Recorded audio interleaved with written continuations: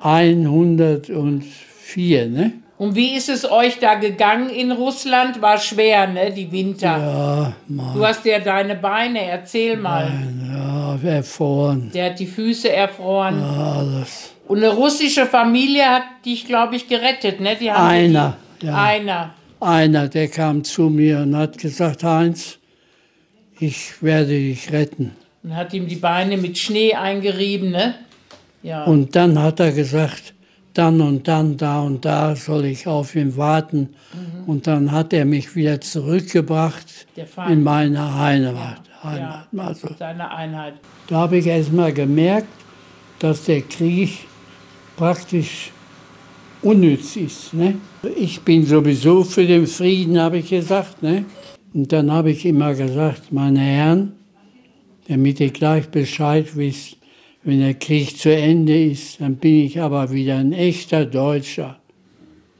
Ein echter Deutscher, habe ich gesagt. Erzähl mal, wie der Hitler vor dir gestanden ist mit dem Mussolini in Italien. Erzähl ihm das mal.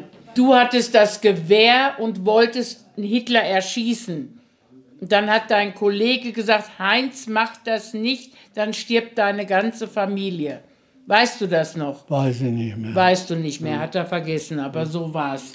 Das hat er noch vor einem Jahr erzählt, ne? Hast du dich jemals gefragt, was uns die allerletzten Zeitzeugen aus der Zeit des Zweiten Weltkrieges erzählen können? Ich habe heute die große Ehre, einen 104-jährigen Zeitzeugen zu interviewen. Und dieser 104-jährige Zeitzeuge erzählt uns heute, wie er 104 Jahre jung geworden ist, wie er den Zweiten Weltkrieg erleben musste, wie er sich in Russland die Füße erfroren hat, wie er dann 4 Jahre lang in ägyptischer Gefangenschaft war, wie er nach dem Krieg zurückgekehrt ist und was wichtig im Leben ist. Ich bin Daniel Pleunig, bin diplomierter Gesundheits- und Krankenpfleger und genau diese wertvolle Zeitzeugengeschichte wirst du heute bekommen. Darf ich fragen, wie jung Sie sind? Ja. Wie jung Sie sein? Wie alt Sie sein? Ja, wie alt? Ja. Heute? Ja. Mai. 104, ne? 104 Jahre. Am 19. Juli 1920 sind Sie geboren. Genau. Und wie fühlt sich das an, 104 Jahre jung zu sein? 104. Wie fühlt sich das 104. an? Ja. Also so wie heute. Ich bin immer noch derselbe, Heinz. Also jeder, der mich jetzt kennt von früher, ach, der sagt, der Heinz ist wieder da, ne? Die haben mich überall als Heinz nur gekannt, ne? Und Sie sind ja mit 14 Jahren nach Schleswig-Holstein gekommen. Ja, der weiß mehr besser Bescheid als ich. Das stimmt ganz genau, Ja. was er sagt. Ich bin in Schleswig-Holstein groß geworden. Ja, und es war ja so, die Menschen damals, die haben ja nicht nach Dings, die haben nach Werte geschaut. Nicht? Also was macht er jetzt hier? Nicht? Singt er oder macht er dies? Oder, ne? Das haben die alle aufgeschrieben. Nicht? Auf einmal haben sie am Samstag alle eingeladen und dann habe ich meine Lieder gesungen. Das war vor Krieg. Ja. Vom Krieg. Und dann bist du eingezogen worden. Wo seid ihr dahin? Wo hat man dich eingezogen? Das weiß ich heute nicht mehr. War das in Dortmund oder Schleswig-Holstein? Nee, es war schon in Dortmund. Und wie ist es euch da gegangen in Russland? War schwer, ne, die Winter? Ja, Mann. Du hast ja deine Beine, erzähl mal. Ja, erfroren. Der hat die Füße erfroren. Ja, alles. Und eine russische Familie hat dich, glaube ich, gerettet, ne? Die haben Einer, der kam zu mir und hat gesagt, Heinz, ich werde dich retten. Und hat ihm die Beine mit Schnee eingerieben, ne? Ja. Und dann hat er gesagt, dann und dann, da und da soll ich auf ihn warten. Und dann hat er mich wieder zurückgebracht in meine Heimat. Also. Seine Einheit. Und dann bist du ja ins Lazarett nach Wien gekommen, ne, Papa? Das weiß ich jetzt Oder nicht. wie war das mit den Füßen, wo der Arzt doch verweigert hat und hat gesagt, Sie können weiterarbeiten, wo du dann so wütend geworden bist und hast doch gesagt, Mensch, man hält den Kopf für Deutschland hin und dann nehmt ihr einen nicht ernst. War das schon in Wien im Lazarett? Das war schon In Wien, ne? Wien. Ja. Genau. Und da hat der eine Arzt hat gesagt, du sollst weiter kämpfen. Und dann bist du wütend geworden, sag ihm das mal, ne? Ja. Da hast du gebrüllt, ne? Ja. Und dann ist ein Arzt gekommen, ein Professor, und der hat gesagt, was ist da los, ne? Und was war dann? Ja, dann Dann hat er sich das angeguckt, oder? Ja. war es in Ordnung. Nee, das war nicht in Ordnung. Nee, dann wieder. Dann wieder, ja, ja. Aber was haben die gemacht mit den Füßen? Das war schlimm, ne? Mei. Die haben alles aufgestochen, ne? Ganze Fußsohle weggeschnitten unten. Ganze Fußsohle weggeschnitten, ne, Papa? Ja, ja, Grauenhaft war das. ja. Da habe ich erst mal gemerkt, dass der Krieg praktisch unnütz ist. Ne? Ich bin sowieso für den Frieden, habe ich gesagt. Ne? Und dann habe ich immer gesagt, meine Herren, damit ihr gleich Bescheid wisst, wenn der Krieg zu Ende ist, dann bin ich aber wieder ein echter Deutscher. Ein echter Deutscher, habe ich gesagt. Was ist da der Unterschied gewesen? Ja, das fängt schon an der Grenze an, der Unterschied. Ne? Jetzt war aber noch Krieg. Jetzt auf einmal haben sie mich von Russland, ich sollte rüber nach Deutschland, haben sie gesagt. Ja, von Russland. Und dabei war das die spanische Dings da, ne? Die Grenze. Italien. Italien. Italien, ja. Italien. Ja. Machen wir schon. Italien. Jetzt stell dir mal vor, ich komme da an, keiner da. Die haben gesagt, bleib hier stehen, wir kommen, wir holen dich ab. Auf einmal war ich ganz alleine im fremden Land. Ne? Habe ich mir gedacht, was ist denn da los? Ne? Warum schicken die mich hier ganz alleine über die Grenze? Ne? Jetzt hier in stand ich Italien da, warst du? ganz alleine. Jedenfalls durfte ich dann da warten, nicht? Sollte ich warten. Ich habe gewartet, einen Tag, 2 Tage, 3 Tage. Was soll ich denn jetzt machen? Meine Einheit hat mich sitzen lassen. Die haben gesagt, bleib da stehen, wir kommen und holen dich ab. Jetzt ist schon der 3. Tag und keiner kommt. Ne? Und dann auf einmal endlich war einer da, der mich zu mir gehört hat, der auf mich gehört hat. So. Und dann habe ich ihm das erzählt, was alles mit mir geschehen ist und warum und so mit den Liedern und so. Ne? Ja, hat er gesagt, da kannst du hier gleich weitermachen. Nur einmal haben sie das Singen verweigert im Krieg. Das Singen hast du im Krieg verweigert? Im Krieg? Ja. Einmal, oder? Wenn ich jetzt richtig informiert Nee, da hat er hier, der sollte Unteroffizier werden. Ja. Und dann hast du verweigert, ne, Papa? Ja, das habe ich Und dann ist er gekommen und hat ihm die Litzen weggerissen, ne? Ja, ja. Aber Italien erinnerst du dich schon noch? An Frankreich Italien warst schon, du auch, ja, genau. Da bist du runter, alles zu Fuß, ne? Ja. Ihr habt alles zu Fuß gemacht, ne? Als Soldaten. Ja. Hat er das schon erzählt, wie ein Hitler? Erzähl mal, wie der Hitler vor dir gestanden ist mit dem Mussolini in Italien. Erzähl ihm das mal. Es war ja so. Du bist nach Italien Ja, war ich mit deiner Einheit und dann war da unten der Mussolini und der Hitler. Ja. Und das war noch bevor der, wie hieß er, der den Hitler erschießen wollte? Stauffenberg. Der Stauffenberg. Und du hattest das Gewehr und wolltest Hitler erschießen. Und dann hat dein Kollege gesagt, Heinz, mach das nicht, dann stirbt deine ganze Familie. Weißt du das noch? Weiß ich nicht mehr. Weißt du nicht mehr, hat er vergessen, aber so war's. Das hat er noch vor einem Jahr erzählt, ne? Du hattest den Hitler vor deinem Gewehr und den Mussolini. Ja, habe ich gemacht. Ja. Und dein Kumpel hat gesagt, mach das nicht. Der hat dich gerettet, ne? Sonst wärst du heute gar nicht da. Ne? Hat er schon erzählt, wie er nach Afrika gekommen ist? Na, Und dann seid ihr in Italien gewesen, ne, Papa? Ja, Und dann bist du runter und dann solltet ihr doch nach Japan, ne, mit einem Schiff. Haben sie euch doch gefangen genommen. ja, Ursprünglich. Aber da war doch die Cholera an Bord. Irgendwas war doch ja. da.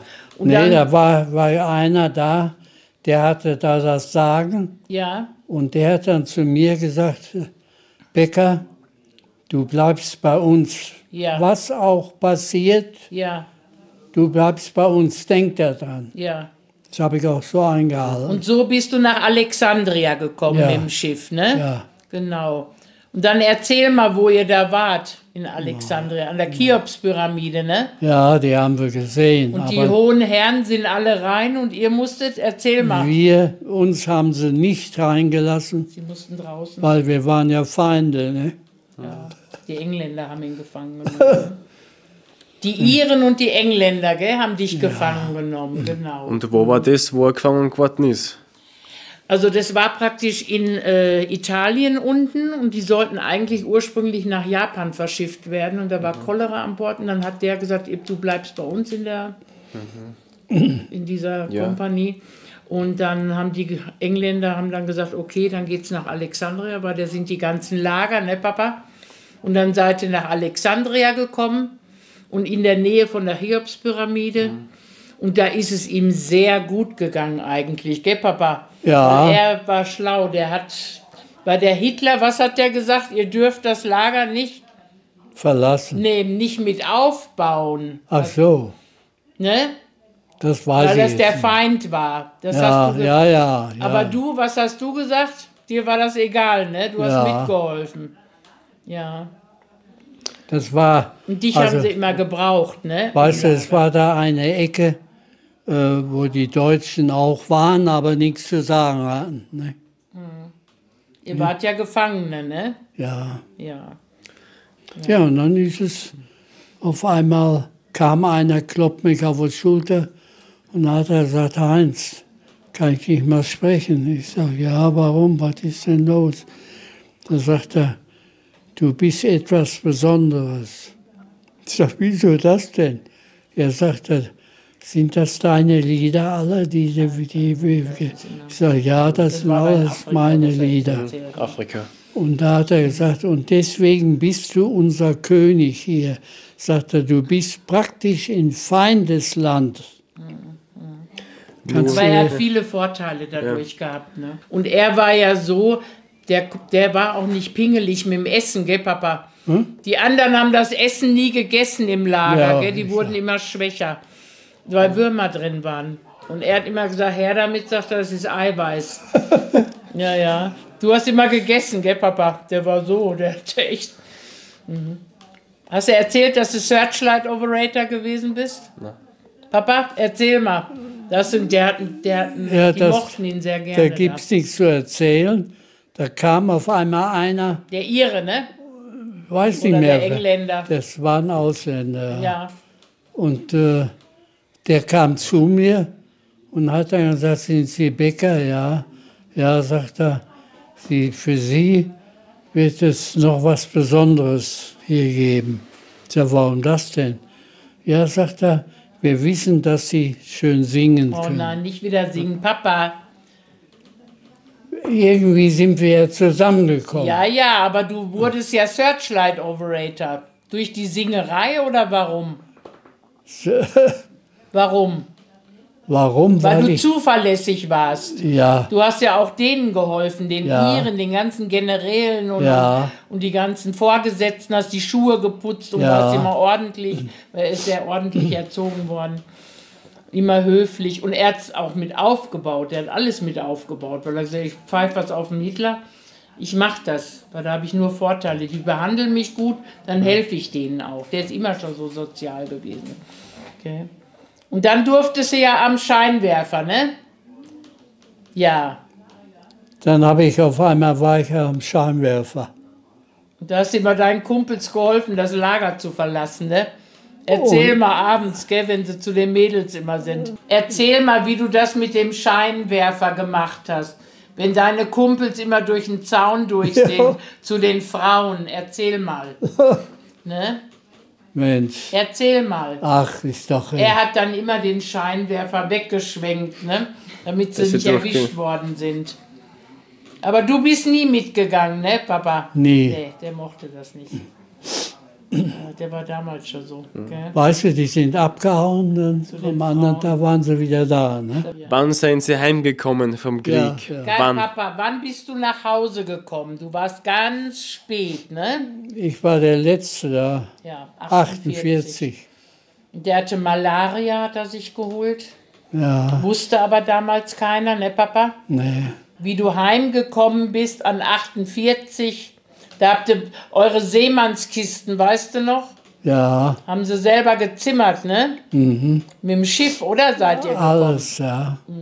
Wie du von Afrika mit dem Schiff gekommen bist. Dann haben sie euch doch in die Bahn und dann bist du mit der Bahn bis nach Münster gefahren worden. Ja, Und ihr hattet eure Seemannskisten selber gemacht, ne? ja, ja. Weißt wir du das haben noch? Alles. Ja. Und der Priester hat euch noch einen Zettel in der Hand gedrückt und hat euch noch gesegnet. Da habe ich auch noch das Schreiben, haben wir alles noch, gell? Da wird die Mama geguckt haben, wie du zurückgekommen Ja, bist, gell? ja. Habt ihr das gar nicht mitgekriegt, Nee, dass der nee. Krieg zu Ende war, Papa? Nee, nee. Habt ihr nicht mitgekriegt? Nein. Der Kriegsbeschädigte über die Feststellung der Entschädigung. 600 D-Mark. Das war die Entschädigung, die sie gekriegt haben. 600 D-Mark. 600 D-Mark habt ihr bekommen dafür, dass du Spätheimkehrer gewesen bist. Das ist Wie viel? unglaublich. 600 D-Mark habt ihr gekriegt, gell? Ja, das weiß ich nicht mehr. Gut, dass meine Kinder und auch meine Enkel keinen Bock auf Wehrdienst haben, hat er dann hingeschrieben. Was ist wichtig im Leben? Was für dich im Leben wichtig ist, Papa. Leben. Ja, Ja, dass ich lebe, ist doch, er lebt gerne, er lebt gerne. nicht? Ich lebe Die sehr gerne. Familie, ne, Papa? Ja, es geht hier darum, dass wir immer zusammenhalten müssen. Ja, ja, das ist bei ihm das Wichtigste. Familie ist das Wichtigste immer. Familie und dann geht es immer aufwärts. Dass Ne? alle in Ordnung sind, keiner Ja. was anstellt, ne, Opa? Das muss alles stimmen, sonst klappt das nicht. Ne? Und Vertrauen muss sein, ne, Papa? Ja, Ja. Und er nimmt keine Dann war Tabletten. sofort vorbei. Keine Tabletten. Gar nichts, null. Keine Tabletten. Ja. Und auch keinen Hausarzt. Na, einmal war der Notarzt da, Wo der Kopf gehauen hat. wie er den Kopf da angeschlagen hat. Umgefahren ist. Und Deswegen dann darfst du nicht alleine haben die lassen. Jungs dann den Blutdruck gemessen. Dann sagt der eine, nee, das kann nicht stimmen, mess mal nochmal. Ich sage, doch, das stimmt. Ich sage, der braucht den nicht nochmal messen. Ich sage, der hat so einen guten Blutdruck. 120, 80. Ja. aber wie gesagt, alles durch meinen Gesang. Ja? Er hat halt immer Sport gemacht, gell? Ja. Einmal habe ich einen erwischt. Der hat gesagt, ja, der Heinz, ich wäre verrückt. Hat es auch gegeben schon, ne? Der hat mich wiedererkannt. Und haben Sie etwas Bestimmtes gemacht, dass Sie 104 Jahre geworden sind? Ja. 104. Was hast du gemacht, dass du so alt geworden bist, Papa? Ja, also eins steht fest, immer Sport. das Beste, ja, ist Sport. Da steht's Immer, Radeln und was Raus, einem gut tut, soll man machen, genau. habe ich gemacht. Und nicht zu viel essen. Nein, Wir sind so, oh, hat geschmeckt, nochmal ein Teller. Und er sagt dann, nein, danke, das reicht mir. Du warst immer genügsam, gell, Papa, in allem. genügsam. Er hat auch mal geraucht. Und wenn die Mama gesagt hat, du, mit dem Geld, das haut nicht mehr hin bei 3 Kindern, hat er sofort aufgehört zu rauchen, ne, Papa? Von heute auf morgen. Alles habe ich aufgehört. Aber deine Enkel haben das auch geschafft. Schau, deswegen Ja. hat der Alex aufgehört. Alex auch. Ja, mit einem Schlag. Ja. Und immer viel Sport habe ich auch rausgehört. Bis Ja, weißt du. 102 hat er Tischtennis gespielt, gell, Papa? Ja? Du hast viel Tischtennis gespielt. Ich war ein Ass. Ja, ich weiß ja, der war wirklich gut. Ich war ein Ass. Ja, Also wer da auch kam, alle immer. den habe ich gepinnt. Ja. Und dann habe ich ihn erst anerkannt. Ja, und dann hast du auch Donau-Riesläufe gemacht Von meiner Schwester, der Mann, der war so, der hatte dann abgenommen. Und dann habt ihr zusammen Marathon gelaufen, Halbmarathon. Erzähl mal mit dem Hubert, ne? Nein, da gibt es doch nichts zu erzählen. Ja, sollst du ja, dafür nehmen sie es ja auf. Papa. Ja, nicht? Wir waren an einer Einheit. Nicht? Nein, Papa, die Donau-Ries-Läufe hast du gemacht. Donau-Ries ist eine Einheit. Ja, genau. Alles ist eine Einheit. Und du Das warst war immer so- der beste Läufer in deiner Ja, Altersgruppe, ne? Die Silvesterläufe. Ja, Und mit dem Edwin warst du alle 2 Tage. Wie viele Kilometer bist du gelaufen im Wald? Bestimmt 8, ne? 6, 8 oder 10 Kilometer alle 2 Tage. Ja. also die Jetzt kommt das wieder. Leute von damals, Ja. die heute noch... Deine Freunde sind ja alle schon gestorben. Das Ja, ist das Schlimme, dieses ne? kein Wenn man so Mensch alt wird, ne? ist nicht einer, der sagt, Heinz, das war ich. Geht Da würde nicht ich mehr. mir... Würde ich ja... Alle schon tot, ne? Außer Mario, der kommt ab und zu noch, ne? Mario, Ja. Und haben Sie zum Abschluss Ihr Lieblingslied, das Sie immer gern singen, wenn Sie oft vom Singen reden? Singen Sie oft Welches gern alle. ist dein Lieblingslied? Das Faschingslied. Das war das erste, was ich gehört habe. Haben sie im Orden verliehen. Papa. So frag mein Lied, was ist mit dir? Heute ist doch Karneval. Schau, solch schöne Stimmung hier gibt's nicht Da war ich überall. dabei, wie er das gesungen hat. Mein Lieb, heut ist doch Karneval und würde mich sehr freuen, wenn auch du, mein Schatz, in Stimmung würdest sein. So, mein Lieb, gefällst du mir, du forderst mich auf zum Kampf. Tanz. Tanz, ja. Tanz. Somit will auch ich zu dir so lieb sein, wie ich kann. Mein Lieb, heut ist doch Karneval und würde mich sehr freuen, wenn auch du, mein Schatz, in Stimmung würdest sein. Und sollte jemand hier im Saal noch nicht in Stimmung sein, so küsse doch dein Mägdelein, sofort stellt sie sich ein. Mein Lieb, heut ist doch Karneval und würde mich sehr freuen, wenn auch du, mein Schatz, in Stimmung würdest sein. Ja.